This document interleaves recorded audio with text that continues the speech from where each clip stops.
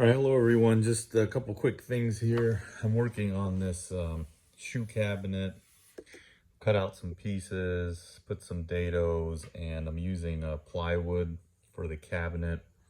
I'll be using some oak for the doors, but anyways, using plywood in a finished setting, I found this edge mate works pretty well. This is available Amazon.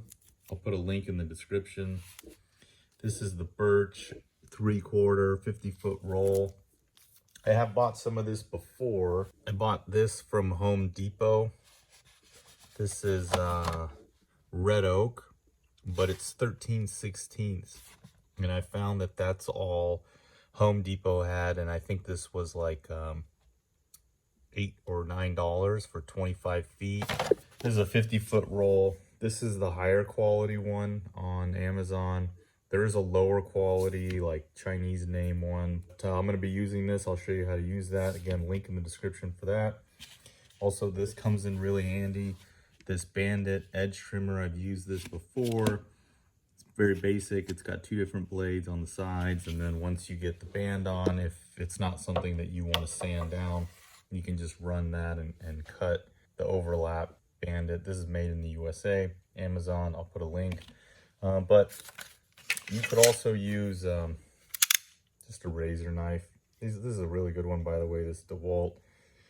I like this a lot, and it's got the snap blades. Put a link to that too. And the last thing you'll need for using this Bandit stuff, this edge banding. So this has like an adhesive. It's got glue on the back that is heat sensitive. So you'll need to use the wife's iron, to use the wife's clothes iron, or get a specialty one for garage use. I found this one, it's hand size. I don't care if I get glue on it. It's not going to get on the clothes. Ladies aren't going to chew me out. So kind of nice to have a little iron for yourself at home. I bought this off Amazon. I'll put a link in the description to this as well. This is called Steamfast. You don't need any water. You do have to get it piping hot to use it. And then this one comes with a little bag. So I have a little edge banding kit that I keep together with all these and the other sizes. So this is not 3/4 inch plywood. I do have a bunch of other plywood that's 3/4, and it's going to hang off a little bit, but we can either sand it or trim it. I'll put it on, you'll see how it works. So just get a pair of scissors and measure each strip and try to cut the end as square as possible. It makes it just easier. It's nice to use a little blue tape too to hold the end down.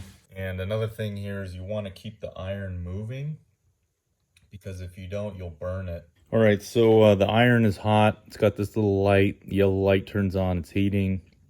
It's got this ceramic plate, so just line up your edge banding.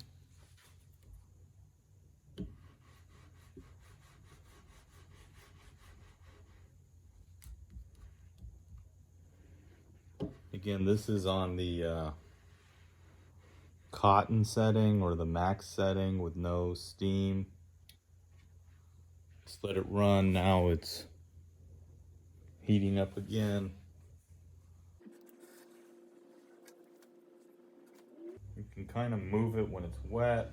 Come back once more, pressing down. You're gonna want a tool to just flatten it. You can use a screwdriver. You might have a couple raised spots. Push them down. Get them hot again. You have a glued on veneer, so your cabinets or whatever you're working on doesn't look like that if you're using plywood. There's a bit of an overhang. You can either trim that or wait to sand it and do my other edges and keep moving. Do the next piece and then the supports. And I found this painted aluminum. It wasn't cheap. It was like 30 bucks at a Home Depot. I'll be using that for the cabinet doors, and then I got some oak. I'll use that too for the doors. One other tip here in the corners is I'll put a little bead of glue. I try to make this edge just a little bit higher. It's helpful to cut straight lines, but it's okay.